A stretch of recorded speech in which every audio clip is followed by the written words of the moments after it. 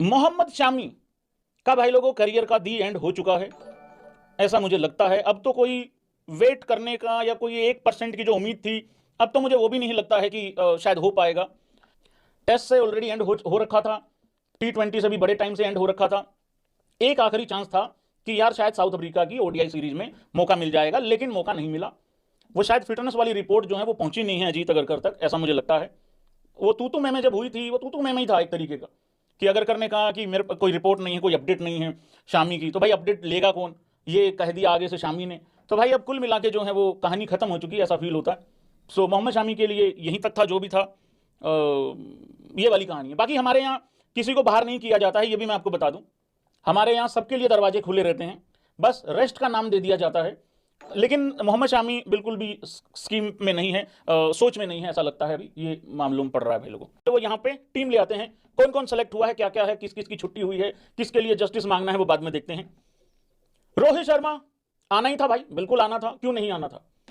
यशस्वी जायसवाल, विराट कोहली। अच्छा एक चीज ध्यान देना सारे भाई बंधु जितने भी हैं, आप ना किस ऑर्डर में ये नाम लिखे गए हैं जरा उस पर गौर करना भाई लोगों।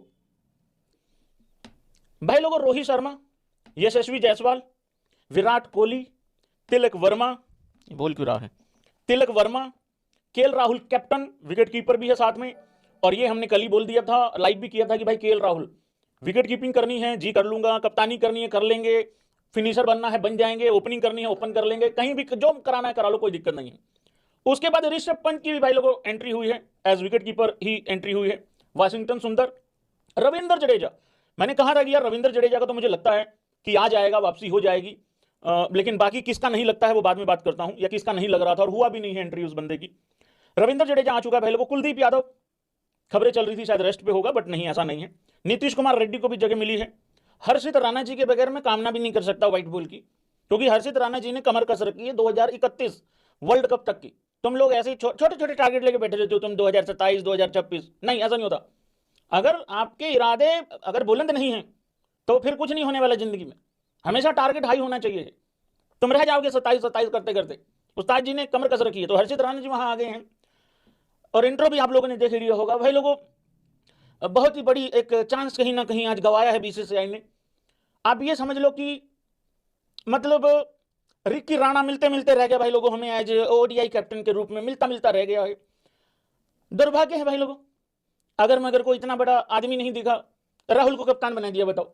अरे राहुल तो टेस्टेड आदमी है, राहुल ने तो कप्तानी पहले भी कर रखी है, लेकिन राणा जी सामने थे फिर भी नहीं करा तुम लोगों ने यार। ये वेरी सैड यार। मैं और गोती तो हम तो दोनों ऐठे बैठे भाई लोगों।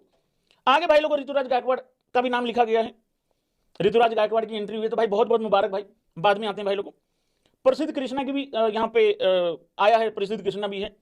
और अर्शदीप भी यहाँ पे है भाई लोगों। और ध्रुव जुरेल, एक विकेट कीपर और डाला गया है। जरूरी नहीं है कि विकेट, ऐसा थोड़ी है कि तीन तीन खड़े कर लोगे पीछे, नहीं नहीं ऐसा कुछ नहीं है। विकेट कीपर एक ही रहेगा, बाकी एक बैट्समैन की हैसियत से भी खेल सकते हैं। ऐसा थोड़ी है कि तीन चुन लिए तो तीनों के तीनों ग्लव्स पहन के पीछे खड़े हो जाएंगे, ऐसा कुछ नहीं भाई, ऐसा नहीं। इतने रूल नहीं बदले हैं अभी तक। गौती के राज में और बहुत कुछ बदला है, लेकिन इतना कुछ नहीं बदला है। तो भाई लोग ये है ओडीआई स्कोर। इसको एक बार 10 में से नंबर दे दो, कितने दोगे, ठीक है।